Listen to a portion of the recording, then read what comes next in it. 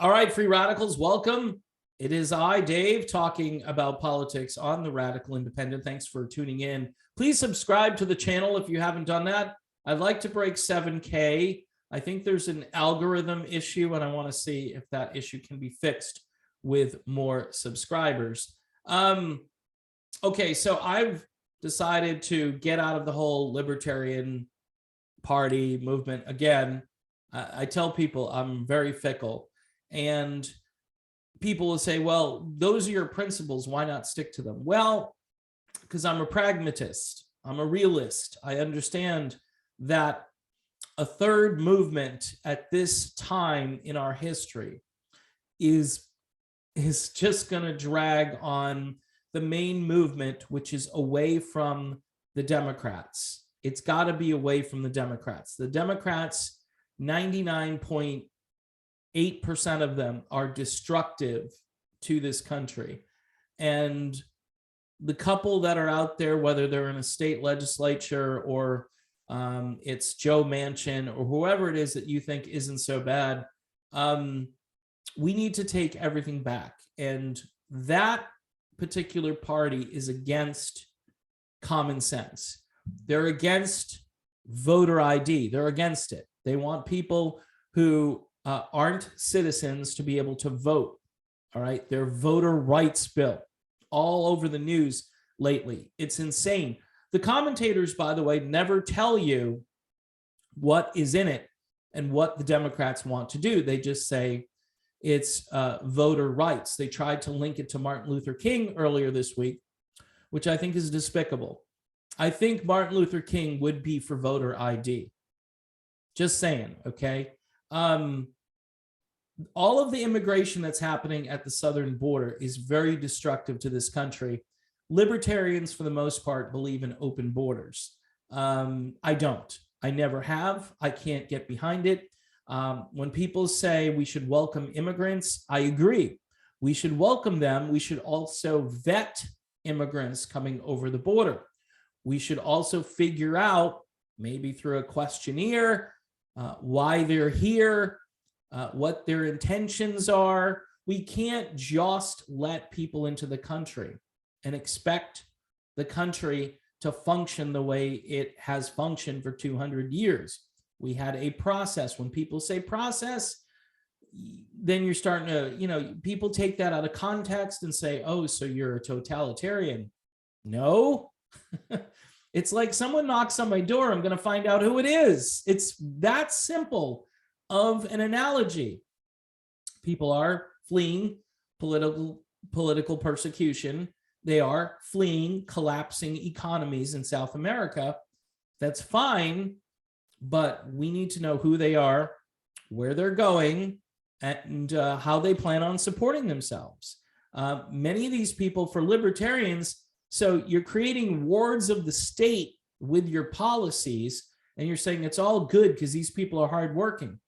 Some of them are very hardworking. Some of them will participate in the underground economy.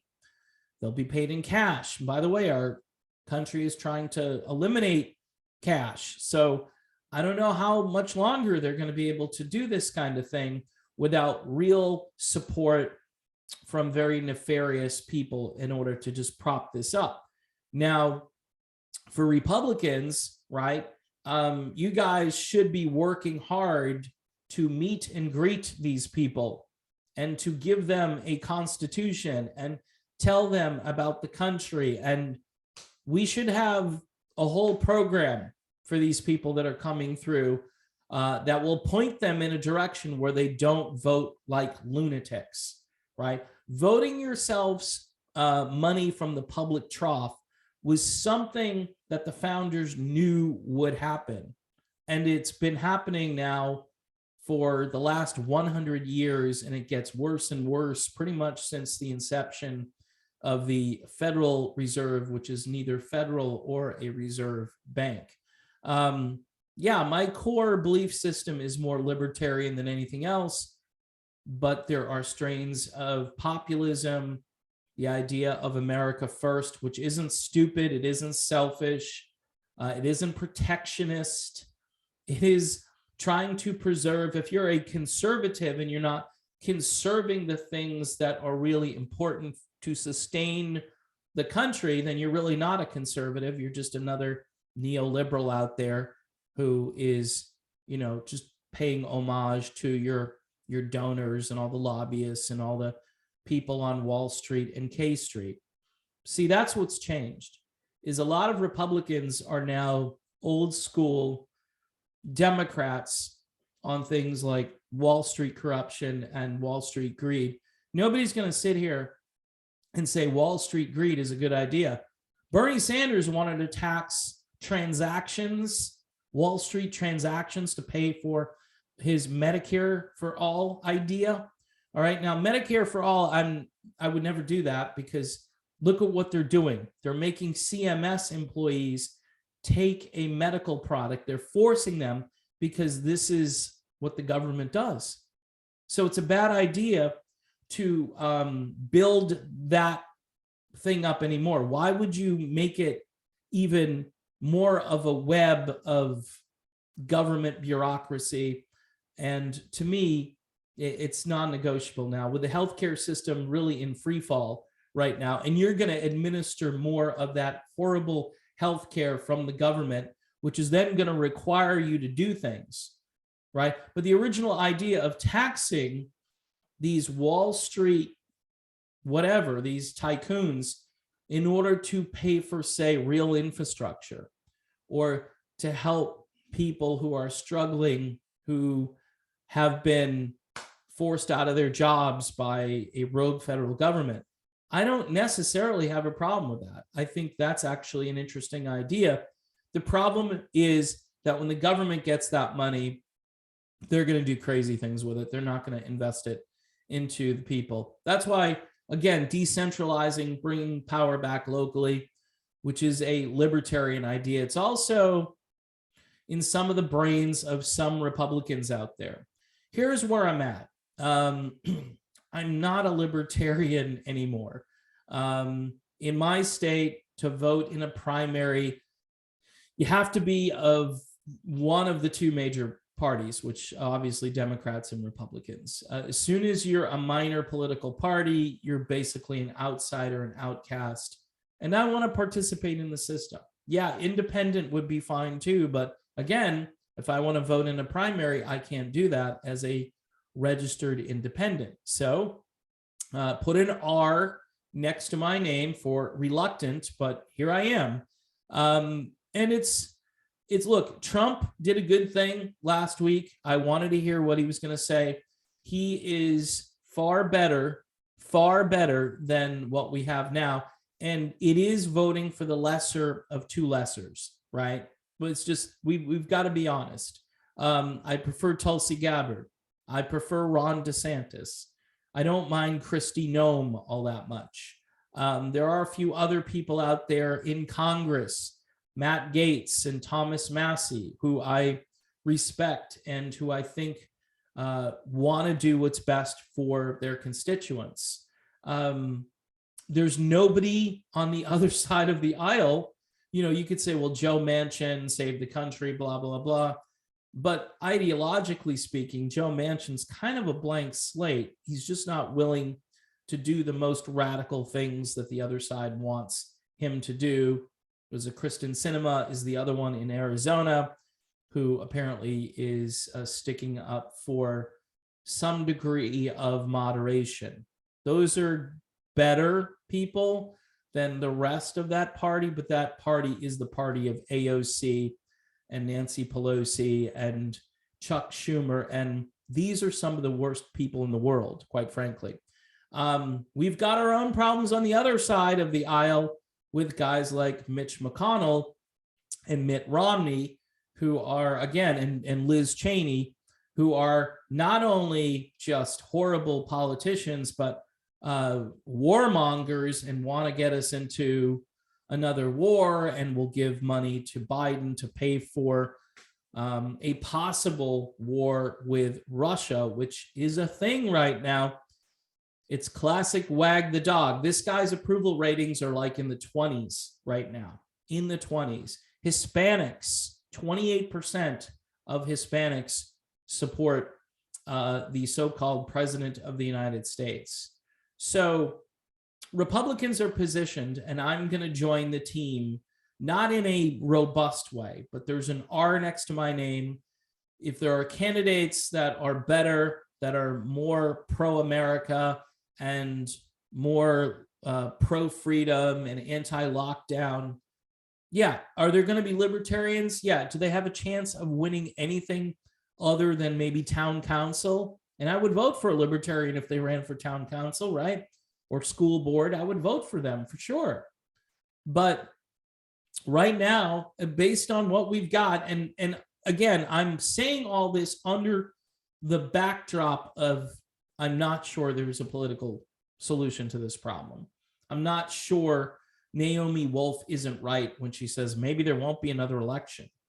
They know the country has gone in another direction. The election in Virginia was proof of that, although a lot of people are worried that that guy is just another neoconservative. I don't know. He has said some pretty good things about education, and which is better than the other guy who basically wanted to teach little kids to hate each other because of their skin color, which is basically racism. That's what that is. I don't know how people don't see it that way. And see, these are cultural issues.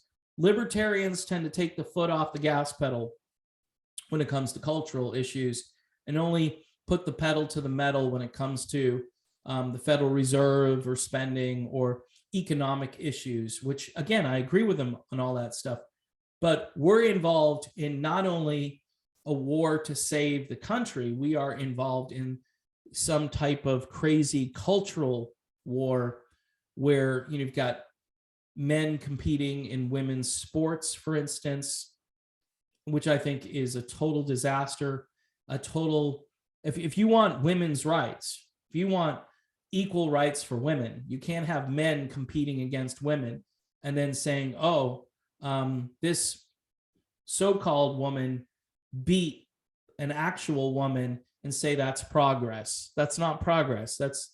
I don't even know what that is anymore. That's some kind of sort of mass formation psychosis. That's what that is. So just wanted to put a little video out that I've decided, and here's the last reason, and it's an important reason. I did a video a little while back where I kind of exposed some of the stuff that's going on in this new libertarian movement, right? Where there's misogyny, there's actual misogynistic behavior, not the CNN version of this, but we're talking guys who just think they're morally superior than women, guys who advocate or at least look the other way when there's domestic abuse, and then other people in that movement who say, you know, Republicans don't like Hispanics or blacks. And I'm thinking to myself, so are libertarians recruiting Hispanics and blacks into their movement? Are their policies appealing to those folks?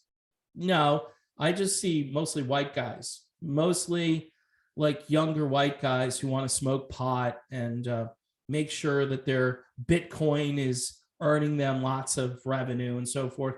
That's fine, and there's a place for that, but it's a very narrow group. It's a very small constituency, and it's going nowhere. I mean, it might be growing a little bit, and they might be trying to take that entire party over and bring it to a better place.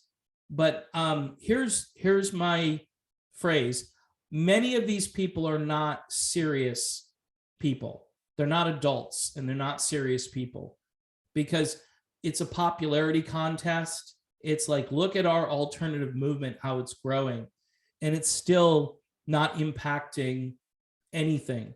Look at what happened with Joe Jorgensen last year. Nice lady, right? Or 2 years ago now, year and a half, whatever, year and 3 months ago. Just, you know, first out of the gate, qualified immunity and George Floyd, and the country's like, what? And these people tend to like excuse anarchy, and they want their own version of anarchy, and it's confusing. You know what I want? This is going to be a shocker. I want law and order. I do. I want law and order administered by people who aren't thugs. Okay. And I know that's a tall order, because this is where the Libertarian Party, for the most part, in their atheistic tendencies, can't understand that all people are flawed, right? And so if you work for a totalitarian county or municipal government or whatever, a city, you're likely going to reflect the leadership at that level. So what you need to do is replace that leadership, elect people who aren't totalitarian thugs, so they won't send out, these police people who are of the same stripe. And those people are basically doing it more or less so they don't lose their income. So what we need to do is elect better people who will appoint better people, who will evaluate those people, and who will rid the police force of, it's not just one bad apple. I will say that. People always say it's just one. No, it's probably a bunch of bad apples now, because they're working for a bunch of crazy, psychopathic totalitarians who basically want to control people and lock them down and change their behavior and nudge. All right, we need to just bring it back. And by the way, I'm all for independent candidates and all that too. I'm all for no party affiliation, so long as we get something done. I'm just saying, in my state, in my circumstances, it makes more sense to put an R for reluctant next to my name with a circle around it. Yes, I'm in. I'm not going to be at the party meetings or anything like that, but I might be a precinct captain, or I might, be a poll watcher, or I might do something which actually impacts the community. See, we need serious adults in the room in the Libertarian Party, other than like Tom Woods and a couple other people, Peter Quinones, who I talked to a while ago. It's not a serious party. These are, as Bill Maher has said on his show, and I hate to quote Bill Maher, but when he's right, he's right. He said, we've become a silly people, and we have. We worry about all of these issues that are not even really issues for about 98% of the population. And those are the things you hear about in the news constantly. I just want to live my life. I'll leave people alone. I was social distancing before it was cool. I'll continue to do so now and in the future. Here's the deal, though. We need to wrestle this back from totalitarians and people who I think want to impose some kind of socialism or something and call that utopia and progress, and it's not. And again, I can't have exactly what I want politically. I have to settle for something that's not what these people want to do to me and to my family and to others. I mean, we do have some responsibility. I'm not saying I'm my brother's keeper necessarily. I should be, and that's a good thing to do, but I'm not going to tell somebody what to do. All right. They've got to recognize freedom, right? And then embrace it. They can't just, I can't force them to go to that trough and drink from it. So in any event, I know I'm rambling and I'm kind of all over the place here. Again, I could stay neutral and be above the fray, like I'm independent, and I am still very independent, but we need to do some damage here. We've got a country right now that has witnessed just pure incompetency and pure opposite day every day of what they think things ought to be. I mean, between the lockdowns, the medical tyranny, the lack of common sense when pulling out of Afghanistan, which is a thing. I wanted to get out. I'm glad we got out. Here's the deal, though. You have to execute a plan. You can't just, pack up and leave and not, deal with the carnage. That was a really bad moment. And these people, they're just not ready. They're not ready to represent the country. They are trying to stop people from going to school board meetings. They're trying to just curtail the First Amendment and possibly the Second Amendment, and the Fourth Amendment, and you'd go down the list, and the 10th Amendment to the Constitution. I mean, this is why states that aren't embracing this crap are thriving, like Florida, doing much better. Still not perfect because blue splotches all over the place. And yes, redraw the lines in Florida. Absolutely. They would do it. If they had power, they would do it. So they would pick up seats. This is a war. And I'm use every tool you have to make this happen. Otherwise, again, you're trying to be the nice guy and say, oh, I don't want to do that. Well, if you can do it, because they would do it and do it even more aggressively. So that's my video. Kind of switching to independent libertarian back to reluctant Republican, but here I am. All right. And I urge people, if you live in a state where it's closed primaries and you know, you want to put some numbers up there to represent. So let's, in other words, I want the news media to report that people are leaving the Democratic Party and becoming Republicans just to scare all of the usual places. Think how much they're going to freak out when November comes along and power just shifts radically and all of this nonsense gets shut down. Not because I love the Republican Party. I don't. I really don't. The Republican Party has won a lot of elections in the last 50 or 60 years, and they've helped destroy the country. But you've got to admit right now, it is the lesser of two evils, and that's all I've got right now. If you think you're going to build something from scratch that's going to just take everything over and people are going to run to it, this country doesn't like change. And that's why people have freaked out over the last year, because we've radically changed, and it's definitely for the worse. So if you're not a Trump fan, I get it, but your life in 2019 had to be better than your life in 2021. I mean, just unless you're intellectually incoherent, right? It's just look at the stats, look at the data. All right, I'm rambling, so I'm done.